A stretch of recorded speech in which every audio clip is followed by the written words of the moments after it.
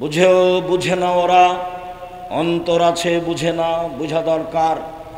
দেখেও দেখে না ওরা, চক্ষু আছে দেখে না, দেখা দরকার।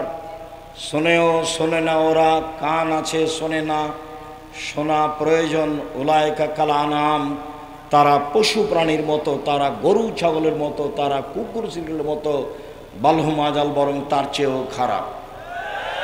শুনুন সম্মানিত দিনী ভাই বোন, বলছিলাম অভিভাবক ছাড়া বিবাহ বাতিল। 4 জন সাক্ষীর পাতা ছিঁড়ে দিতে হবে। এটা জেনা নয়। কিসে 4 জন সাক্ষী লাগে? জেনা প্রমাণ করতে 4 জন সাক্ষী লাগে। বিবাহ বৈধ হওয়ার জন্য 4 জন লাগে না, এ কথা মুহাম্মদ সাল্লাল্লাহু আলাইহি সাল্লাম বলেছেন। আরও এখানে একটি কথা বলে যাই, আমাদের চাঁপাইনবাবগঞ্জ, রাজশাহী তো বিবাহের সময় উকিল বাপ লাগে। মানুষে মনে করে উকিল বাপ ধরা হারাম, কাবিরা গুনাহ। যদি বাপ থাকে তাহলে দাদা উকিল হতে পাবে না, ওর চাচা, ওর জ্যাঠো কেউ উকিল হতে পাবে না। ওই আধা পাগলা হোঁস মোটা বাপই উকিল হবে, এটাই শরীয়ত। আর চট্টগ্রামে উকিল বাপ সেদিন থেকে বাপ, উকিল বাপই সেদিন থেকে কি বাপ। ওই উকিল বাপ ওই মেয়েকে বাড়িতে নিয়ে যাবে, ও যে বাপ। তারপর ওই মেয়ে বাপের বাড়ি আসবে, আজ থেকে বাপ বেটি। অবাক উকিল বাপ। জামালপুরের খবর আমার জানা নেই, তবে জামালপুরবাসীর নিকটে আমার জোরালো দাবি অনুরোধ যে বৃহত্তর ময়মনসিংহের অন্তর্গত জামালপুর, জামালপুরের কথা আমি বিভিন্ন জেলায় বলে থাকি এই মর্মে যে জামালপুরের মানুষেরা বাড়িঘর ঘেরে রাখে। এদের বাড়িতে 2টা বাড়ি থাকে, একটা ভিতর বাড়ি, একটা বাহির বাড়ি। বাহির বাড়ি কাচারিতে থাকে রাখাল কিষান, ভিতর বাড়িতে থাকে মহিলারা। একটু পার হয়ে ময়মনসিংহ ঢুকলে ভিতর বাড়ি বাহির বাড়ি কিছুই নাই, বাড়ি ঘেরা নেই, সবই ফাঁকা। এটা হলো যাযাবরের বাড়ি। ওই যে ট্রেন স্টেশনে মাঝে মধ্যে কিছু লোক থাকে না ছয়ের নিচে, জি ওরা কি সান্দার, যাযাবর। বাড়ি ঘেরাও নাই, এমনিতেই আছে। সাতক্ষীরায় কোনো জায়গায় গেছি তো বাড়ির যে বাহির কোনটা আর ভিতর কোনটা তা বোঝা যায় না। ওইদিকে একটা ঘর, এইদিকে একটা ঘর, মধ্যে গরুর গাড়ির রাস্তা। জামালপুরের লোকের উপরে আমার ভালো ধারণা আগে থেকে আছে, ধারণাটা কমিয়ে দেওয়ার চেষ্টা করিয়েন না। বাপদাদা যেভাবে বাড়িঘর তৈরি করেছিল, কাচারি ঘর বাইরে রেখেছিল, ওইভাবে করার চেষ্টা করিয়েন। যুগের পাল্লায় পড়ে, নাতি নাতনির পাল্লায় পড়ে ধর্ম বিক্রি করিয়েন না, আদর্শ বিক্রি করিয়েন না। আদর্শ বিক্রি করলে আপনি হয়ে গেছেন জাহান্নামে, নাতি নাতনি হয়ে গেছে, সবাই গেছে। কেননা ওরা যত বড় পাপী, আপনি তার চেয়ে ডবল বেশি পাপী, কেননা জিম্মেদারে আপনি আছেন। সম্মানিত দিনী ভাই বোন, বলছিলাম বিবাহ করলে আমরা আদর্শ পরিবারের প্রথম অংশে আছি। কেমন মেয়েকে বিবাহ করতে হবে? আবু হুরায়রা রাদিয়াল্লাহু তাআলা আনহু বলেন, রাসূল সাল্লাল্লাহু আলাইহি সাল্লাম বলেছেন, পৃথিবীর মানুষ শুনে রেখো, তুনকাহ মারাতুল আরবাইন, মেয়েদেরকে বিবাহ করা হয় 4টা জিনিস দেখে। আমি মুহাম্মদ সাল্লাল্লাহু আলাইহি সাল্লাম 4টা জিনিস দেখতে বলিনি। এটা পুরুষের স্বভাব, এটা পুরুষের বৈশিষ্ট্য। তারা বিবাহ করলে 4টা জিনিস দেখে। 1, লেমালেহা, মেয়েটার অর্থ সম্পদ আছে কিনা সেটা দেখে। 2, অলে হাসাবেহা, মেয়েটা বংশীয় কিনা তা দেখে। 3, অলে জামালেহা, মেয়েটা সুন্দরী কিনা তা দেখে। 4, অলে দিনেহা, মেয়েটা ধার্মিকা কি না, পর্দা করে কি না, এইটা দেখে। এটা হলো পুরুষের অভ্যাস, এটা তাদের আদাত, এটা তাদের গতিবিধি। আমি মুহাম্মদ সাল্লাল্লাহু আলাইহি সাল্লাম বলে গেলাম, ফানফার ফাজফার বেজাতির দিন, পৃথিবীর মানুষ, তোমরা পরহেজগার মেয়েকে বিবাহ করো, বেপর্দা বেহায়া নারীকে বিবাহ করে ছেলে মেয়ে মানুষ করবো এমনটা হিসাব করবেন না, ভুল হিসাব। আমি আপনার গতিবিধি খুব ভালো বুঝি। কেন? আমি 14 সাল থেকে প্রতিষ্ঠান চালাই। বাংলাদেশের সর্ববৃহৎ প্রতিষ্ঠান জামিয়া সালাফিয়া। রূপগঞ্জে যেটা আছে সেটা প্রায় 100 বিঘা জমির উপরে, রাজশাহীতে যেটা আছে সেটা প্রায় 50 বিঘা জমির উপরে, দিনাজপুরে যেটা আছে সেটা প্রায় 20 বিঘা জমির উপরে, ময়মনসিংহে যেটা গড়তে যাচ্ছে প্রায় 8-10 বিঘা জমির উপরে, ফেনীতে যেটা গড়তে যাচ্ছে প্রায় 8-10 বিঘা জমির উপরে, চট্টগ্রামে এরকমই, বরিশালে চলমান রয়েছে। সম্মানিত দিনী ভাই বোন, জামিয়া সালাফিয়ায় প্রায় 5000 ছেলে মেয়ে পড়াশোনা করে। প্রায় 300 জন শিক্ষক শিক্ষিকা রয়েছেন, যাদের প্রতি মাসে বেতন লাগে 40 লক্ষ। কিভাবে চলে তা আমার জানা নাই। তবে জামিয়া সালাফিয়া বৈদেশিক পয়সা দিয়ে চলে না, কোনো সংস্থা দিয়ে চলে না, বাংলাদেশের কোনো বিত্তশালী দিয়ে চলে না। আমি আর আপনি সাধারণ মানুষ, যে সাধারণ সহযোগিতা করে থাকি, এ দিয়ে জামিয়া সালাফিয়া চলে। জামিয়া সালাফিয়া কিভাবে চলে তা শিক্ষক জানে না, তা ছাত্র জানে না। এ রসিদ বহি বাইরে ব্যবহার হয় না। কেউ এই প্রতিষ্ঠানের রসিদ বহি বাইরে ব্যবহার করতে পারবে না। কোনো শিক্ষক ব্যবহার করলে তার জরিমানা হবে। এ হলো জামিয়া সালাফিয়া। জামিয়া সালাফিয়ার অংশ হিসাবে সবচেয়ে বড় কাজ আদ-দাওয়া ইলাল্লাহ, মসজিদ ভিত্তিক কোরআন শিক্ষা এবং আকীদা শিক্ষার জীবনবাজি রেখে চেষ্টা চলছে। একেবারে তেঁতুলিয়া থেকে টেকনাফ পর্যন্ত আমরা এদেশের মাটিতে মক্তব গড়বই ইনশাআল্লাহ। এখন প্রায় 600 মসজিদ চলে বা তার চেয়েও বেশি। প্রশিক্ষণ দেওয়া হয়, যা আব্দুল্লাহর মুখে শুনেছেন। যারা প্রশিক্ষণ নিতে যায় ফ্রি, আসে ফ্রি, থাকে ফ্রি, খায় ফ্রি, বই পুস্তক সিলেবাস ফ্রি। জামিয়া সালাফিয়ার আল ইতেসাম পত্রিকা আছে, 50টা প্রশ্নের উত্তর আসে, 16,000 পত্রিকা ছাপে। জামিয়া সালাফিয়ায় প্রেস আছে, অনলাইন আল ইতেসাম পত্রিকা আছে, আরবি পত্রিকা আছে, 3 মাসের ত্রৈমাসিক কিশলয় পত্রিকা আছে। জামিয়া সালাফিয়া আপনাদের বিশাল সম্পদ। জামিয়া সালাফিয়া সম্মেলন সামনে বৃহস্পতিবার, শুক্রবার, আগামী পরশু, নাকি আগামী পরশু অবশ্যই নিজের প্রতিষ্ঠান দেখতে যাবেন। দল মুক্ত প্রতিষ্ঠান জামিয়া সালাফিয়া, সংগঠন মুক্ত প্রতিষ্ঠান জামিয়া সালাফিয়া, হিংসা মুক্ত প্রতিষ্ঠান জামিয়া সালাফিয়া, শিরক মুক্ত প্রতিষ্ঠান জামিয়া সালাফিয়া, বিদআত মুক্ত প্রতিষ্ঠান জামিয়া সালাফিয়া, দেশের সর্ববৃহৎ প্রতিষ্ঠান জামিয়া সালাফিয়া, যেখানে 500-র অধিক এতিম অসহায় থাকে। সম্মানিত দিনী ভাই বোন, কথা প্রসঙ্গে এটা আপনাকে বলে রাখলাম। পরহেজগার মেয়ে দেখে বিবাহ করবেন, বেপর্দা বেহায়া নারী বিবাহ করে আপনি ছেলে মানুষের মতো মানুষ করবেন, এই হিসাব বাতিল। আপনার গতিবিধি আমি ভালো বুঝি। ছেলেটার মেধা ভালো, তাই ছেলেকে ইঞ্জিনিয়ার করতে হবে, বড় ডাক্তার করতে হবে। ম্যাট্রিক পরীক্ষার সময় 4টা মাস্টার ছিল, ভালো কথা। ইন্টার পাস করার পরে বিশ্ববিদ্যালয়ে ভর্তি করতে হবে, ডাক্তারি পড়বে, তাই সাবজেক্ট প্রতি 1টা মাস্টার, বাস ডাক্তার হলো, ভালো ডাক্তার হলো, ভালো কথা। আপনি কি জানেন, ব্যতিক্রম আমি বলছি না, ব্যতিক্রম থাকতেই পারে। আপনার ছেলে বড় ডাক্তার, ওই কোম্পানির ওষুধ লিখে যেই কোম্পানি তাকে টাকা দিয়েছে, এ প্রতারক। একে আপনি টাকা খরচ করে মানুষ করলেন কেন? এ তো ধোঁকাবাজ। একে আপনি মানুষ করে কি বোঝাতে চাচ্ছেন আপনি আমাকে? সম্মানিত দিনী ভাই বোন, জাতির যদি রাস্তাঘাট করে দিতে না পারি, জাতির যদি স্কুল কলেজ করে দিতে না পারি, জাতিকে চূড়ান্ত সঠিক ধর্ম দিতে পারবো ইনশাআল্লাহ। ধর্মের ব্যাপারে জাতিকে ফাঁকি দিয়ে পরকাল হারাতে রাজি নই। ছেলে মেয়ে মানুষ করতে হবে জনগণের উদ্দেশ্যে, কল্যাণের উদ্দেশ্যে, পরকালের উদ্দেশ্যে। একে আপনি কি মানুষ করেছেন? একে আপনি বড় ইঞ্জিনিয়ার করেছেন, ও তো টাকা মেরে খায়, ও তো চোর, আপনি ভালোভাবে জানেন। ব্যতিক্রম সেটা ভিন্ন কথা।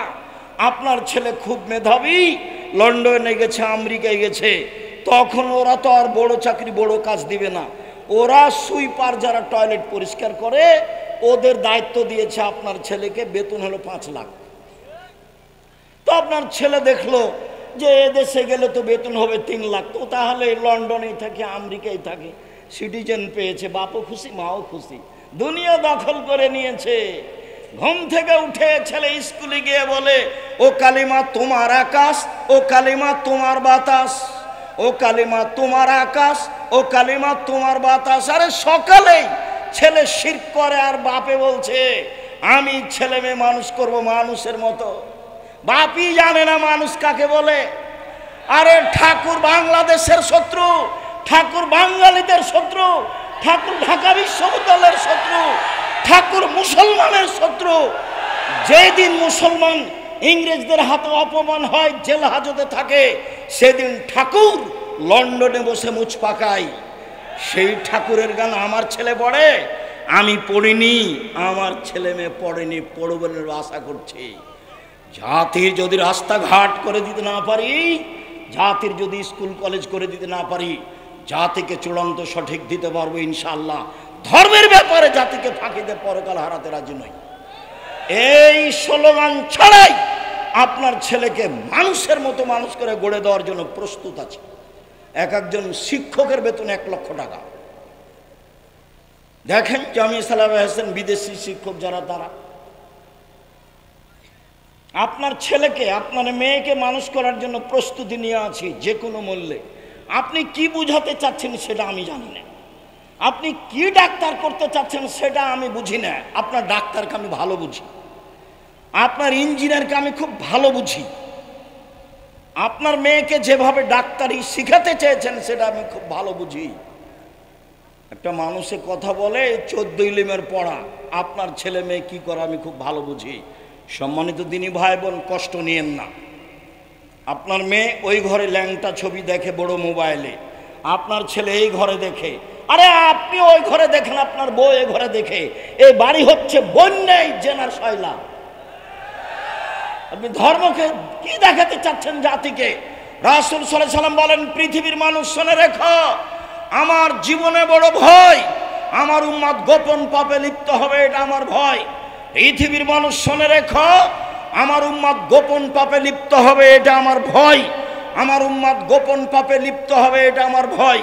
পৃথিবীর মানুষ শুনে রেখো, আমার জীবনে আমি 3টা আশঙ্কা করে গেলাম।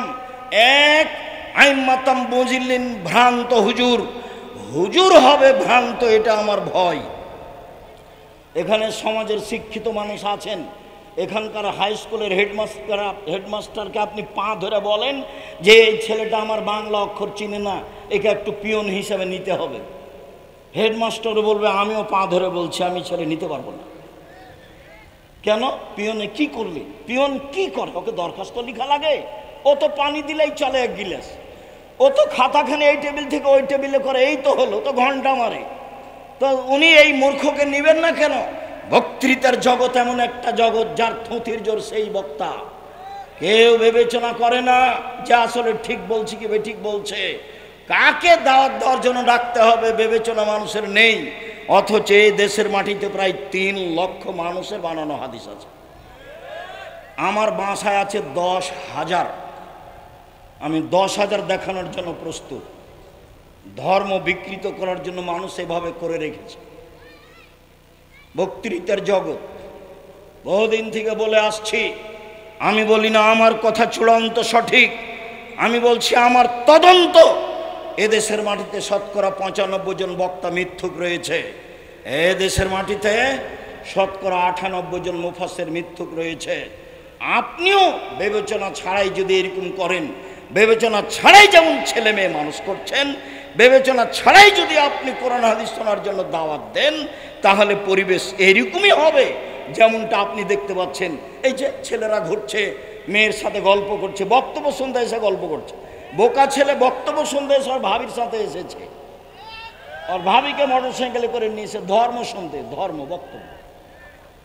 অবাক কথা, তা ধর্ম কেমন হয়ে গেছে? আল্লাহ রাসূল বলছেন, পৃথিবীর মানুষ শুনে রেখো, আমার পরে এমন আলেম ওলামা আসবে আমার আদর্শ ছেড়ে দিয়ে অন্য আদর্শ ধরে নিয়ে বলবে এটা রাসূলের আদর্শ। কয় টাকা খরচ করেছেন? যা গাড়িতে ব্যবস্থা করেননি তো ফুল সাজালছেন কেন? টেবিলটা ওভাবে সাজালছেন কেন? এটা বাসর ঘর নাকি? একটু পরে বলছি বাসর ঘর সাজাতে হয়, এটা বুখারী মুসলিমের হাদিস, ওটা আল্লাহ রাসূলের নীতি। আপনি এটা আমাকে কি বুঝাতে চাইলেন? মানুষের ব্যবস্থা করেননি কেন, এভাবে সাজাচ্ছেন কেন? সম্মানিত দিনী ভাই বোন, মনে কিছু নিয়েন না, আমি আপনার কাছের মানুষ, আমি এই কথা বলিনি। আল্লাহ রাসূল বলছেন আমার আদর্শ ছেড়ে দিয়ে অন্য আদর্শ গ্রহণ করে বলবে এইটা রাসূলের আদর্শ। এই ছেলে, ও হুজুর তো জানে যে যৌতুকে বিবাহ হচ্ছে, তাহলে হুজুর এই জিম্মেদারি পালন কি করে করে? যৌতুক যত, ওই কাজী সাহেবের টাকা তত। আপনি আমাকে একদিন ওই যৌতুকের বিবাহ পড়িয়ে নেন তো দেখি কিভাবে হয়। আপনার সভাপতিকে বলিয়েন কয় কোটি টাকা আমাকে দিয়ে একটা বিবাহ পড়াতে পারে। আপনার সভাপতির আমার সামনে দাঁড়ানোরই সাহস নাই।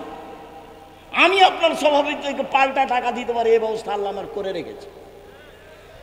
তা আপনার সভাপতির কাছে আমার নত হওয়ার কি আছে? কেমনে তিনি যৌতুকের বিবাহ পড়ান? টাকা তো পাবে, সেজন্য পড়াচ্ছে। কি করে হতে পারে? রাসূল সাল্লাল্লাহু আলাইহি সাল্লাম বলেন পৃথিবীর মানুষ আলেম ওলামাকে দেখতে লাগে মানুষ, ওর অন্তর হচ্ছে শয়তানের অন্তর। আলেম ওলামাকে দেখতে লাগে মানুষ, ওর অন্তর হচ্ছে শয়তানের অন্তর। হাদিস বুখারী মুসলিম। আলেম ওলামাকে দেখতে লাগে মানুষ, ওর অন্তর হচ্ছে শয়তানের অন্তর। এই কথা আমি বলিনি, এই কথা মুহাম্মদ সাল্লাল্লাহু আলাইহি সাল্লাম বলেছেন। আমি আলেম মানুষের নিন্দা করিনি। আল্লাহ রাসূল বলছেন আলেম ওলামা নবীদের সাথে থাকবেন, ওয়ারাসাতুল আম্বিয়া। নেন এবার কত উপরে চলে গেল। আল্লাহ নবী বলছেন যে 3 শ্রেণীর মানুষকে দিয়ে জাহান্নাম উদ্বোধন হবে, তার 1 নম্বর আছে মাওলানা সাহেব। 3 শ্রেণীর মানুষ দিয়ে জাহান্নাম উদ্বোধন হবে, তার 1 নম্বরে আছে মাওলানা সাহেব। আমার কিছু করার নেই। আল্লাহ রাসূল বলেছেন আল উলামা ওয়ারাসাতুল আম্বিয়া, আলেম ওলামা হচ্ছেন নবীগণের উত্তরাধিকারী, মানে অনেক উপরে চলে গেছে। কত উপরে গেছে হিসাব নিকাশের বাইরে। যখন বললেন অন্তর হলো শয়তানের অন্তর, তাকে দেখতে লাগে মানুষ, এবার কত নিচে গেছে হিসাব নেই। কি করে তিনি এই 4টা সাক্ষীর খাতা পূরণ করেন? 4 জন সাক্ষী আছে, উনি 2টাতে ক্রস চিহ্ন দিয়ে 2টা সাক্ষী নেবেন, 4টা নিচ্ছেন কেন? সম্মানিত দিনী ভাই বোন, 2 সাতালতাহিকু কাবাইলু মিন উম্মতি বিল মুশরিকিন, আমার উম্মত মিশে যাবে হিন্দুদের সাথে, এইটা আমার ভয়। 2 নম্বর ভয়, আমার উম্মত মিশে যাবে হিন্দুদের সাথে। গান বাজনা বাদ্যযন্ত্র কাদের? হিন্দুদের। মুরব্বীরা অনেকেই বৈঠকে আছেন। ভাইজান, আগে হিন্দুদের বিবাহ লাগলে খুব বাজনা বাজতো না? তো আমাদের গ্রামের ছেলেরা দৌড়িয়ে যেত দেখতে। তো এখন তো সবার বিবাহতেই বাজনা বাজে।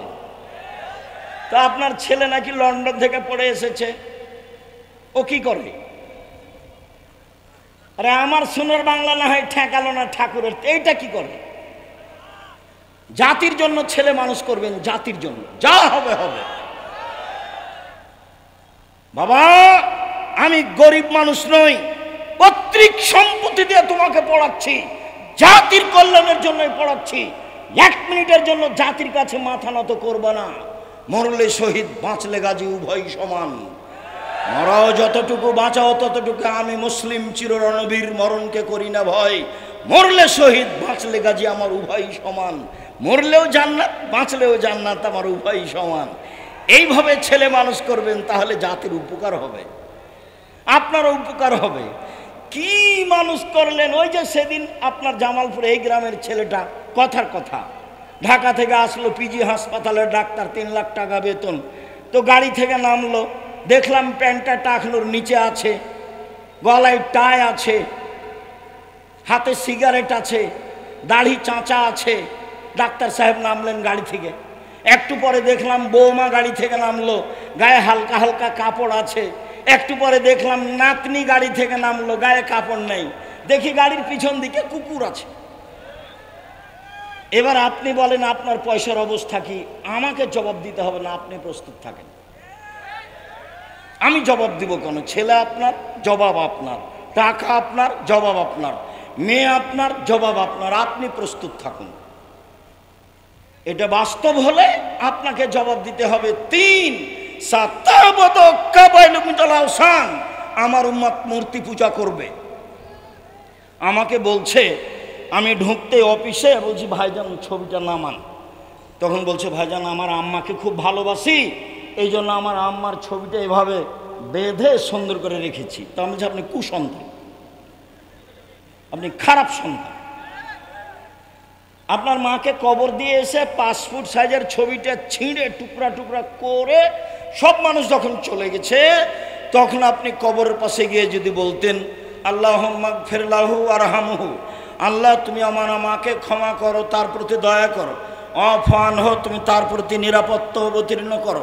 অকনরুজলাহু, তুমি তাকে দামি সম্মানী খাদ্য খেতে দাও। অস্যে মাদখালাহু, তুমি তার থাকার জায়গা প্রশস্ত করে দাও। অক্সেল বিল মাই ওয়াসাল, যে তুমি তাকে ঠান্ডা পানি দিয়ে ধুয়ে পরিষ্কার করে দাও। অনাক্কেহে মিনাল খাতায়া কামা নাকাসাবুল আবিজমিনা দানাস, তুমি তাকে পাপ থেকে পরিষ্কার করো, যেভাবে সাদা কাপড়কে ছিল তার চেয়ে সুন্দর বাড়ি আমার মাকে দাও। ওয়াহালান খায়রান মিন আহলিহি, আমার মায়ের যে পরিবার ছিল তার চেয়ে সুন্দর পরিবার দাও। ওয়াজাওজান খায়রান মিন জাওজিহি, আমার মায়ের যে পরিবার ছিল, স্বামী ছিল, তার চেয়ে ভালো ব্যবস্থা করো। ওয়াজমিন আযাবিল কবর, তুমি তাকে কবরের শাস্তি থেকে বাঁচাও। ওমিন আযাবিন নার, তুমি তাকে জাহান্নামের শাস্তি থেকে বাঁচাও। এইটা যদি বলতো তাহলে মা একটা সন্তান রেখে গেছে। আরও আমাকে কি দেখাচ্ছে বলেন তো? ওর মাকে সুন্দর করে কাঠেতে কি ভাই, ওটা কি বলে ভাই, বলে যে ভাইজান কি দিয়ে কিভাবে সাজায়, ফ্রেম তৈরি করে মাকে সুন্দর করে সাজিয়ে রেখেছে। আমাকে বলছে হুজুর আমার মাকে খুব ভালোবাসে, এই জন্য রেখেছে। আমি আর কোনো পথঘাট না পেয়ে মুখের উপরে বলেছি আপনি কুসন্তান। আমি আর কি করতে পারি? আমাকে তো কিছু বলাই লাগে, এটা না সরালে তো আমি ভিতরে ঢুকবো না। পরিস্থিতি যতই কঠিন হোক, যেখানে ছবি আছে আমি অতীতে কোনো দিন সেখানে ঢুকিনি। বলছি দেখেন মৌলানা সাহেব আপনার কুলাবে না, আপনি আমাকে ভিতরে নিয়ে যায়েন না। কি কি বলছেন স্টেজ থেকে বলে বিদায় করে দেন, আমি গাড়িতে উঠে। আপনি কোথায় নিয়ে গিয়ে বসতে দিবেন? যেখানে বসতে দিবেন সেখানে ছবি মূর্তি দিয়ে ঘেরা। আমার উম্মত মূর্তি পূজা করবে, এটা আমার ভয়। এক, হুজুর হবে ভ্রান্ত, এটা আমার ভয়।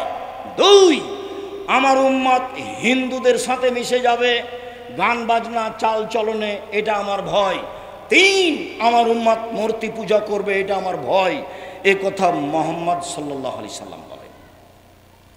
সম্মানিত দিনী ভাই বোন, আল্লাহ রাসূল বলেন আদ-দুনিয়া কুল্লুহা মাতা খায়রু মাতা'id দুনিয়াল মারাতুস সালেহা, সারা পৃথিবীর সম্পদ সবচেয়ে ভালো সম্পদ হলো ভালো স্ত্রী। অতএব একটা ভালো মেয়ে দেখে বিবাহ করতে হবে। মেয়ে দেখা যায়। একজন সাহাবী এসে বলছেন আল্লাহর নবী আমি বিবাহ করেছি। তখন আল্লাহ রাসূল বললেন তুমি কি মেয়েটাকে দেখেছো? ফানজুর ইলাইহা ফাইনা আয়নে নিসাইল ইমরাতে ও মারাতিল ইমরাতে শায়া, আনসারী মহিলাদের চোখে দোষ আছে, সমস্যা। বিবাহ করার পরে যদি ধরা পড়ে তখন তুমি বারবার বলবা তোমাকে দেখলে বিবাহ করতাম না, এই ভালো নয় সেই ভালো নয়, আমি তোমাকে তালাক দিব, এই সব একটা কথা চলবে না। অতএব আগে দেখে নাও। আগে দেখে নিলে সিদ্ধান্ত বাতিল, আপনার সিদ্ধান্ত চলবে না। মধ্যখানে আর একটা কথা, রাগ করলে তালাক বলবেন না। বেগুনের গাছ থেকে বেগুন ছিঁড়ে খেলে তবুও গাছটা থাকে, আর মোলায়ের গাছটা উঠালে কিছু থাকে না। তালাক মুখে ব্যবহার করিয়েন না। এমনি কিছু বলেন, বকাঝকা কিছু করা লাগলে করেন, বিছানা ত্যাগ করা লাগলে করেন, পৃথক হয়ে কিছুদিন থাকেন। তালাকের কথা বলিয়েন না। তালাক বললেই সমস্যা শেষ।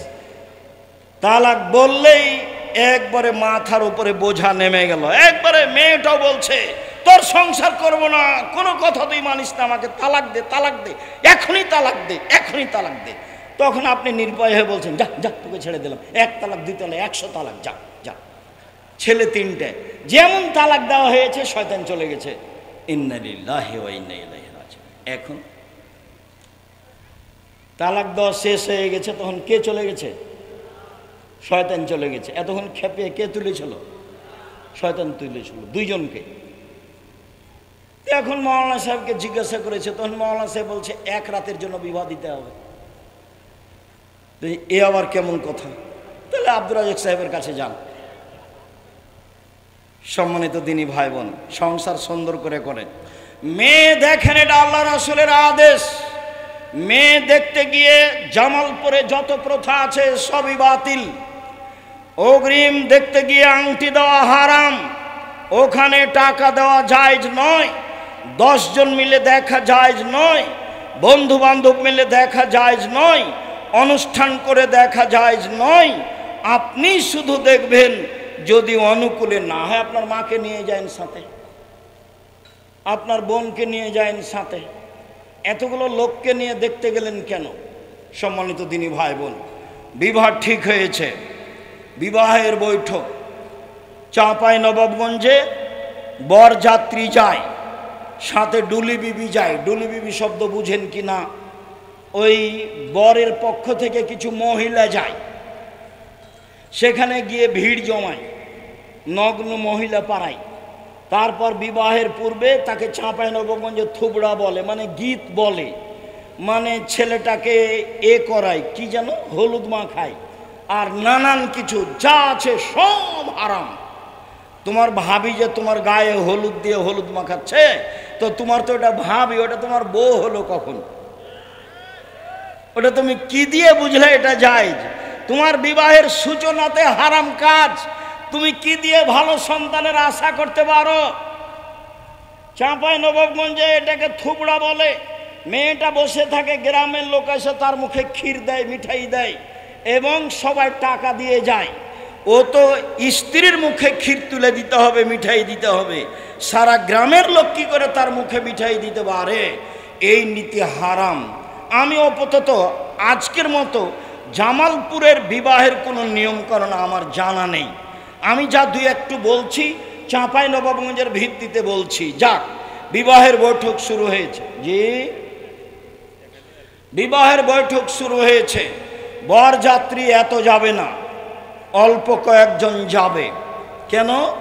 মেয়ের বাপের 10টা টাকা খরচ হবে, এরকম কোনো কোরআন হাদিস দিয়ে প্রমাণ করা যায় না। তুমি যে এতগুলো লোক নিয়ে গেছো, বন্ধু বান্ধব বরযাত্রী নিয়ে গেছো, তোমার বাপের কাছ থেকে কিছু টাকা নিয়ে যায়, 2-4 লাখ দিয়ে তোমার শ্বশুরকে দিয়ে বলিও আব্বা এই যেখানে থাকলো খরচ করবেন। কেননা তোমার শ্বশুরের 10 টাকা খরচ হবে, এর প্রমাণ আমরা পেশ করতে পারিনি, বের করতে পারবো না। অতএব এতগুলো লোক গেলে কেন ওখানে? সম্মানিত দিনী ভাই বোন, 2 জন সাক্ষী এবং মেয়ের পিতা। বিবাহের বৈঠক আগে হবে খুতবা, তারপরে মেয়ের পিতা বলবেন, আর না হয় একজন লোক বলবে খুতবার পরে, মেয়ের পিতা আগে আগে বলবে, পরে পরে বলবে, আমার মেয়ে খালেদা এত টাকা নগদ, এত টাকা বাকিতে তোমার সাথে বিবাহ বন্ধনে আবদ্ধ হতে রাজি, তুমি তাকে স্ত্রী হিসেবে কবুল করো। তখন ছেলেটি বলবে কবুল করলাম, বা বুখারীর শব্দ এসেছে কাবিল, তো আমি কবুল করলাম। একবার বললেই যথেষ্ট হয়। গুরুত্বপূর্ণ কথা আল্লাহ রাসূল 3 বার বলতেন, আমার মেয়ে খালেদা এত টাকা নগদ, এত টাকা বাকিতে তোমার সাথে বিবাহ বন্ধনে আবদ্ধ হতে রাজি, তুমি তাকে স্ত্রী হিসেবে কবুল করো। কবুল করলাম। 2 জন সাক্ষী শুনবে, আমার মেয়ে খালেদা এত টাকা নগদ, এত টাকা বাকিতে তোমার সাথে বিবাহ বন্ধনে আবদ্ধ হতে রাজি, তুমি তাকে স্ত্রী হিসেবে কবুল করো। ও বলবে কাবিল, তো গ্রহণ করলাম। এই হলো বিবাহ। এখন দাঁড়িয়ে ওয়ালিমার দাওয়াত দিতে পাবে না, এটাও না জায়েজ। মেয়ের কাছে বিবাহ পড়ানো হারাম। এবার একটু গাইবান্ধা থেকে আসি 1 মিনিট। গাইবান্ধার নিয়মে বর কেবলা মুখে বসে থাকবে, রুমাল মুখে দিয়ে। যদি বর কথা বলে তাহলে বৈঠকের লোক খেপে যাবে, ছি ছি ছি ছি, কেমন হোঁস মোটা এই ছেলে, বিবাহ দেওয়া হবে না এখানে দিয়ে অনেকে খেপে বিবাহ থেকে উঠে যাবে। বর কথা বললো যে, আরে বর টাকা দিবে মোহর, বর কথা বলবে না তো কে কথা বলবে? তার গার্জেনেরা আছে অবশ্যই বলতে পারে, কিন্তু বর বলা অপরাধ এটা কে বলল? বরকে মুখ বন্ধ করে কেবলা মুখে বসে থাকতে হবে এটা কে বলল? চলেন 1 মিনিট। মেয়ে যেখানে আছে সেখানে বিবাহ পড়াতে গেছে, গিয়ে বলছে অমুক নেবাসী অমুক তোমাকে বিবাহ করতে এসেছে, এত টাকা নগদ বাকিতে, তুমি তাকে স্বামী সত্ত্বে কবুল করো। তখন মেয়েটি বলল কবুল করলাম। 3 বার বলার পরে এবারে কয়েকজন লোক যেখানে বরযাত্রী বসে আছে সেখানে আসলো, এসে দাঁড়িয়ে আছে। তো বসে থাকা লোকগুলি বলছে আপনারা কে? আমরা এই বিবাহের উকিল। মেয়ে কবুল করেছে? জি করেছে। আপনারা শুনেছেন? জি শুনেছি। তাহলে বসেন। তখন বসে, এতক্ষণ পর্যন্ত সবাই দাঁড়িয়ে আছে। মনে হচ্ছে যে হিন্দুদের বিবাহ লেগেছে কলার গাছের চতুর্দিকে ঘুরে, ধর্ম পাগল হয়ে গেছে। ধর্ম আপনারও এসেছে ইরান থেকে দিল্লিতে, দিল্লি থেকে আস্তে আস্তে জামালপুরে, আস্তে আস্তে উল্টে কি যে হয়ে গেছে। সব জায়গায় এরকমই, একটা রীতিও জায়েজ নয়, সব হারাম। 2 জন সাক্ষীকে সামনে রেখে মেয়ের পিতার সামনে খুতবা হবে, মেয়ের পিতা বলবে এই তার নাম বিবাহ। এরপরে এখানে আর কোনো অনুষ্ঠান নেই, বউ নিয়ে চলে যাবে। সম্মানিত দিনী ভাই বোন, বউ নিয়ে গিয়ে বাসর ঘর সাজাতে হবে, এ কথাই ঠিক। আসমা বিনতে ইয়াজিদ বলেন তার চাচা,